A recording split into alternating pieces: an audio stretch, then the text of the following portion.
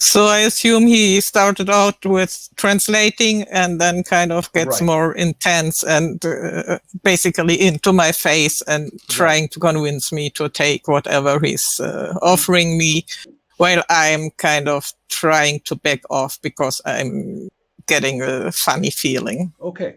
The question is, do you want to buy something or not? Because the stuff that you do recognize is pretty awesome. Yeah, I want to buy some of the stuff that I do recognize as much as I can afford, because I don't know where we're going, and I mean, my job is my hobby.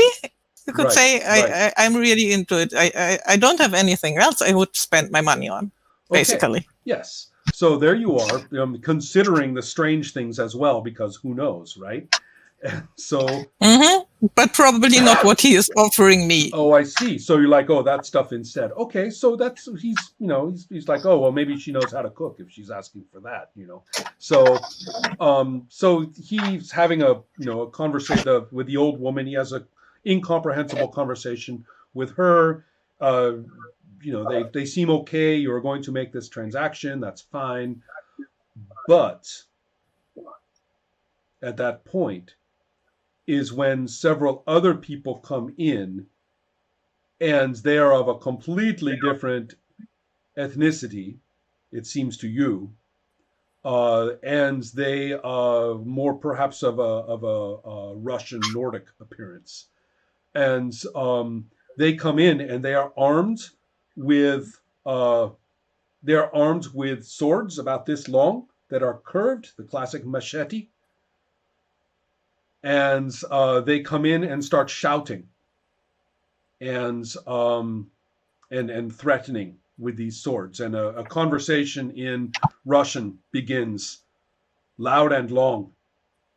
And they don't seem to care whether you belong here or not. When they start getting threatening toward the old woman, the young son pulls out something that terrifies everybody, which is a small gun that can shoot 2 bullets. But this is the moon, and you are not in suits. You left your suits at the door in the the vehicle that you're in has a place where you leave your suit when you step out into the lock into an enclosure. And if one of these bullets pops any of these membranes, that's it for all of you. Bye-bye. It's nice to meet you. So the question seems so happy. So things are getting fierce. What is it that you would like to do in this situation?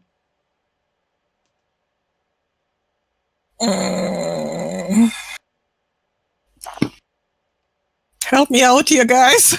Yell njet and hide. I don't know. Maybe I don't try to see if you can ask the guy, get some hint of what's going on. There seems to be a financial dispute. That's probably pretty clear. Okay. I'll at least try to get the guy to put that gun away. So I'm basically yelling at him, please don't. Right. We'll all die. Right. What's the problem? Mm-hmm. What's going on here? Maybe I don't.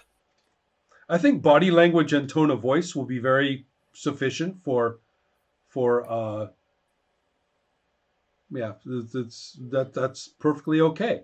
So, what is your screen presence? It is 2. 1, 2. What edges or connections are involved here? What edges, connections, or traits? You're a good. Can I use the one that makes me good at basically calming or making people comfortable? Absolutely. Mm-hmm. That seems exactly suited for this. Does anybody want to give Helma, just to talk a little bit, does anyone want to give anybody any fan mail? We have 3 of it just sitting there in the audience pool. Oh, so we have. Cool. Well, the way you give people fan mail, and I have to remind you of this during the first session, is whenever anybody does anything that you find to be interesting or fun, just say, I give them fan mail. Just... Okay. But I didn't thought we had them for the introduction. You have not, but you earned 3 from the last one. You have 3 now. I didn't have it. Right. But after No, but now we have. Can we assign them retroactively? I suppose so. I will give a fan mail. Yeah, it seems like Helma needs them. Okay. Yes. Well, technically, you're supposed to give them. Yeah, I'll give one Technically, too. you're supposed to give them when they do something fun, not just for purposes of the conflict. But you see, there are 2 things. There are gaining fan mail, okay, and then there's using fan mail. Those are 2 different things. Okay, so what you're talking about now is gaining fan mail, and so you are both giving Helma 1. Is that correct? Yeah. Okay. Helma, you now have 2 fan mail in your hand. Okay? If you have 2 jelly beans or something like that, you can put them next to you. So, those then it's up to Helma would to be very use useful are these ridiculous objects that we have lying around for some reason. They would be perfect. Yes. Yeah. So, To keep track of all the fan mails we got. that's right. So then,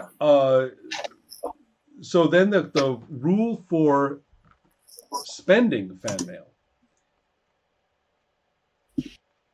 just to be sure, because gaining and spending are slightly different. Right. Any amount of fan mail can be spent on additional cards. So if Helma, if you want to take your 2 fan mail and throw them in immediately, you will get 2 more cards. Do I have to do that before I know how many of your budget you will spend? I believe that I will say the budget right now. I'm going to spend 2 budgets, so you're up against 3 cards. 1, 2, 3. So you have 3 against my 3, unless you want to use some fan mail. Nah, I'm fine with that. Okay, 3 on 3. Okay. Living very dangerously. Okay, so you have 1 heart. Oh. I have, red card, I should say. I have 3 red cards. However, your card, you have the highest card, the queen. So you tell me how this whole situation plays out, except that you know that you failed to keep the peace. Okay. So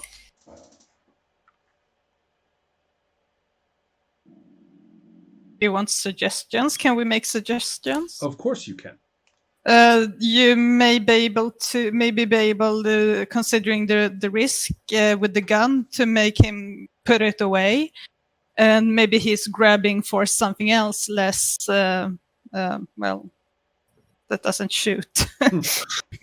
Maybe a baseball bat or something instead.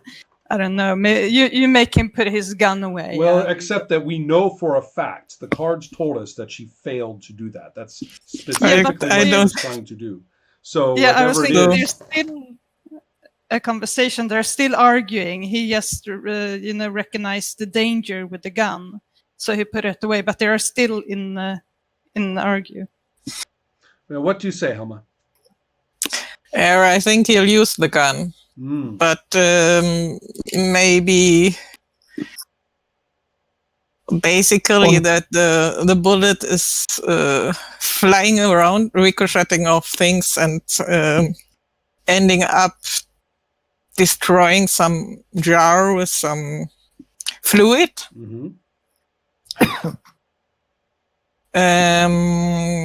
Let's see. Let's make that something that smells really bad. And basically, Sam's trying to get out of there. Right. So in all the confusion, you are able to get I'm out trying to your get suit. out of there, basically hugging the floor and, Right. and trying to get to the door in the hope that will be unblocked when I get there. Well, that's fine. You have the ability to say that. You are narrating this outcome, and we know that you failed to keep the peace, and that's while you were constrained. So you are fine to do that. So I'm just checking that we see you managing to get into your moon suit and getting out of there, perhaps even just running down the rows of pods or something like that. In the moon Probably. gravity. Right, in the moon gravity too, which is kind of fun. But I'll have my groceries with me. And you did get a good grip on this stuff. I mean, okay, like, right. that's kind of funny. That's like kind of hugging them to my Right. body. Excellent. Okay.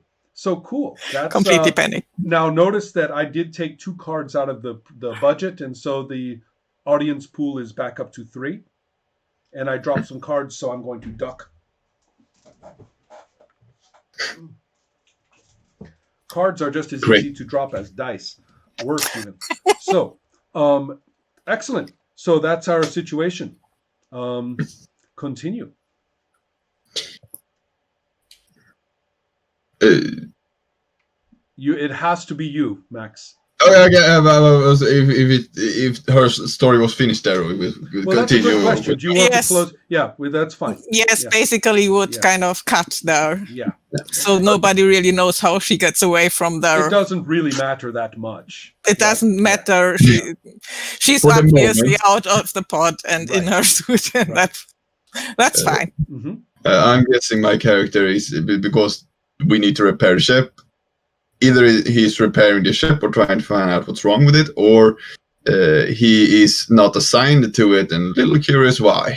So maybe sitting in his.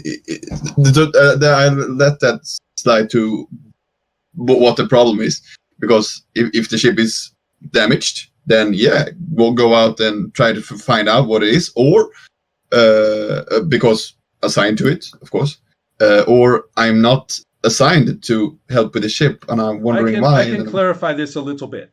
That there is nothing directly wrong with the ship, but it does need to have its routine maintenance and repairs managed at Moonville, the only place where certain things are done. And then on the other hand, you are right, there is one aspect of these repairs that you really should have been assigned to. In fact, your own math has shown you that this needs some special attention, and it's ordinary that you would be part of the team to manage this part.